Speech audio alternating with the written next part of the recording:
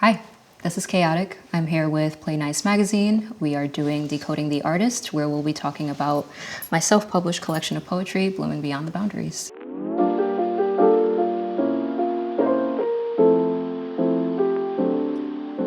Poetry is special to me because it started from a place of not realizing how important it would become. I've been writing for almost half my life now, about 13, 14 years. And since then, it started as a journey of just expressing things for myself and to myself. But once I really started sharing my poetry with my friends and beyond that, it just became about community and how people came together with shared experiences. And that's just what I want to keep continuing. I think poetry lives in anything and everything. As the poet, as the writer, if you decide that 2 lines, 2 words, whatever you wrote, that's what you want to call it a poem, then that's your poem and no one can really tell you otherwise. But I think poetry really is in the mundane. I think a lot of people try to make poems very fancy, very extravagant, but if you take an ordinary moment and just kind of break it down for yourself, I think there's a lot of beauty to be found in it. The mission started as wanting to inspire other brown girls like me to tell their story. We come from a culture where just women are not encouraged to speak up, to really hone their voices, and that starts in the home, and then it just goes on to how you live your life outside. And I found a lot of courage in telling my stories, talking about things that are particularly considered taboo in my background. Things such as mental health, relationships, substances, and your relationships with them. So for me, the goal is to destigmatize a lot of that and to kind of give more girls who look like me an opportunity to be more brave in telling their stories. But ultimately, I don't want it to feel restricted to other people. You know, if there is someone who relates to my poetry, if they want to come to a writing workshop or an open mic show and feel like that's where they belong, then the space is always there for them.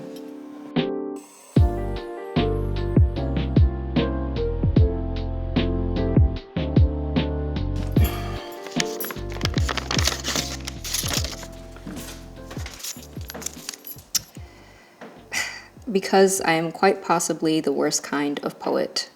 Too busy writing to feel, too busy feeling to write. This is an excerpt from my poem called Reasons to Love Me.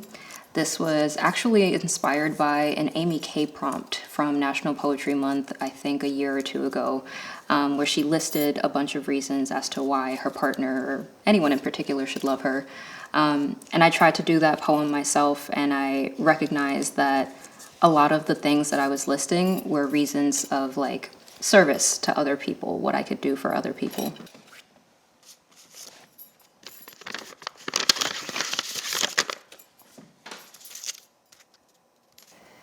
Wrapping myself in warm words of poetry every time the weather got colder. This is a line excerpt from my poem, Love Has Looked Like. For me, that poem was recognizing that as an intangible thing, love has a lot of different faces. And in many situations, for the days that I was feeling lonely or the days that, you know, life gets you a little bit down, it's just so much easier to feel better when you're surrounded by poetry, surrounded by poets in an open mic, whatever the case might be. And that's what love looks like every time I sit down and I'm surrounded by other creatives. I was raised with the notion that I must look to others for validation, when in truth I have held the universe inside of me since the moment I took my first breath. This is an excerpt from my poem called An Ode to Thick Thighs. I wrote this, I believe, freshman year of college. I was coming into my journey of self-love and trying to recognize what it meant for me to be a woman, what that meant for my place in the world. And that line in particular kind of speaks to, once again, my cultural background. You know, coming from a Bengali American household, there's a lot of patriarchal mindsets sometimes, and you grow up kind of thinking that you need to look to others for permission or for validation in a lot of the actions you take for your life. But I just at one point decided that that wasn't it for me, and I had so much more to give to myself and give to the world if I wasn't doubting what others thought of me or waiting for their permission to act on what I want to do with myself. With hope that just beginning is enough. This is the last line from the very first poem in my book called I Begin, which is very intentional. I wanted the beginning to say I begin. But it was just a reminder of you're going to have bad days. You're going to have bad days where it feels like you have to drag yourself out of bed, where you don't want to do the yoga routine or go to the gym or whatever the case. But as long as you realize that you're trying to make that 1% effort every day, then that's the most that you can ask for yourself. Just knowing that you are beginning the action of showing up for yourself is enough.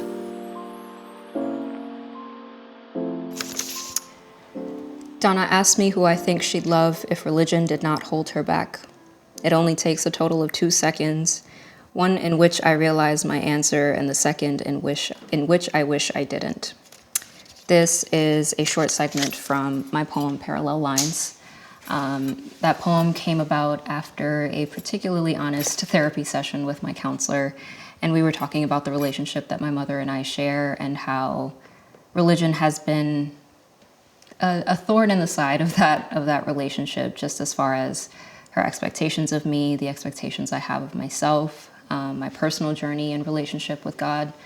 And oftentimes I felt like the daughter that my mom wants is not the one that she has. And so in that moment, in that conversation with my counselor, it was a moment of honesty for me, kind of recognizing that I truly didn't feel like my mother loved me, which I don't think is the case now. But in the midst of all the emotion and all the therapy, I was a big old sad girl about it. So, yeah. It was hard to include it in the collection because it's definitely what I consider one of my more intimate poems. Family is hard to navigate as it is, and then family is even harder to talk about because you may have your hurt feelings and whatever the case with them, but at the end of the day, you can also recognize that they're good people who love you and just don't know how to express that properly as well. And so there was a level of protectiveness of not wanting the world to feel like I had a bad mom or anything like that, but also needing to be honest about what I was feeling and what I was experiencing. It wasn't hard in the sense that it was one of my very few poems that I finished in one sitting, which I don't do often. And I think that's just credit to the fact that that conversation was one that I really needed, and all that emotion that came up out of it was emotion that I needed to let go of. It's difficult in the sense that I feel myself getting emotional, reciting the poem, being back in that space, feeling like a part of me kind of flashbacks to my therapist's office and what that conversation felt like. And then it's difficult in the sense that more often than not, someone will come up to me after the show and tell me that they relate, that they didn't know that someone else felt this way, which breaks my heart a little bit. You know, at the end of the day, adult or not, I'm 26 now, but I still feel like a 7-year-old wanting to hug my mom, tell her about my day, tell her I'm sad or whatever the case.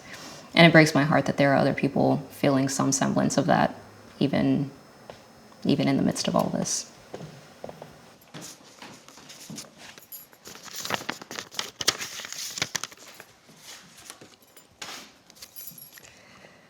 But somehow along the way, home became a feeling I started to chase.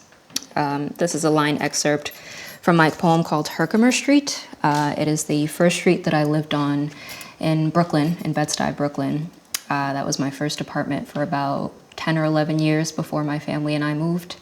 And I think around that time, 10 or 11 is actually when I started to first struggle with my mental health and stuff. I lost a family member. It was really important to me. That was my first interaction with a personal loss.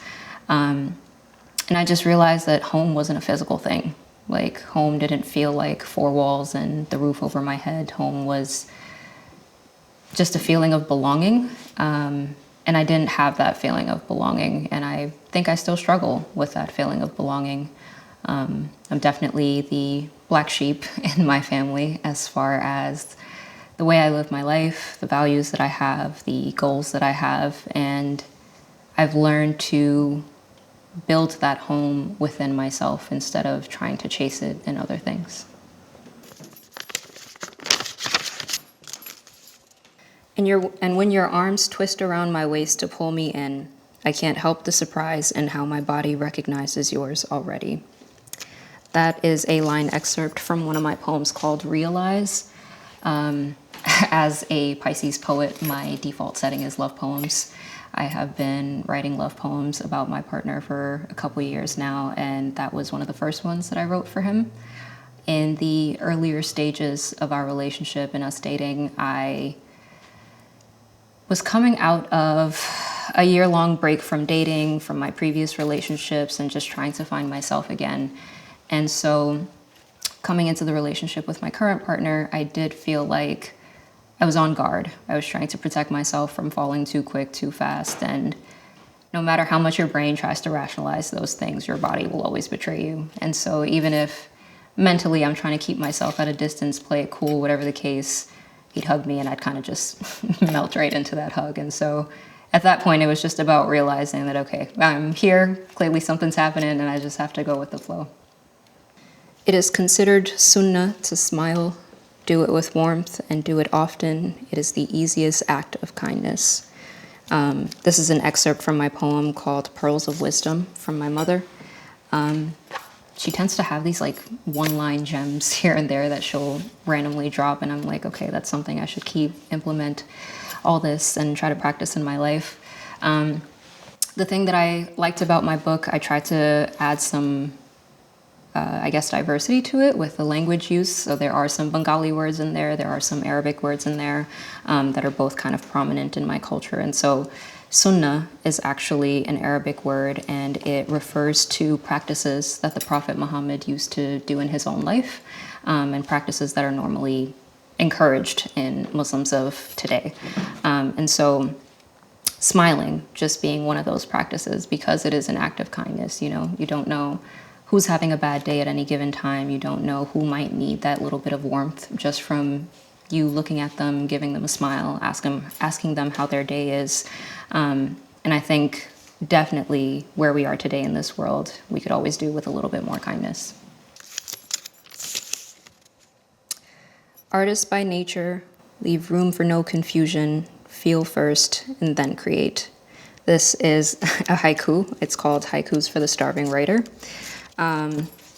Feel first and then create is kind of, I guess, the mantra that I try to follow in my artistry. It's hard to kind of sit down with like a blueprint or a plan for any kind of creative project, whether that's a poem, a book you're trying to publish, or a visual art piece, whatever the case might be. And I think I've really had to coach myself to allow myself to be present and in the moment first before feeling the need to try to process, intellectualize any of the things and the feelings that I was experiencing in the moment. So feel first and then create. It's more of those free write flows that I try to always find myself in. If it is that my hand needs to go across the page before my brain really decodes what I'm trying to say, then I have to follow that energy and let it play itself out. Because I do believe that creativity is innate. I believe that a lot of it sometimes doesn't come from me. I think the universe is just sharing a message and I just happen to be the vessel. And it's interesting kind of pulling myself back in those moments of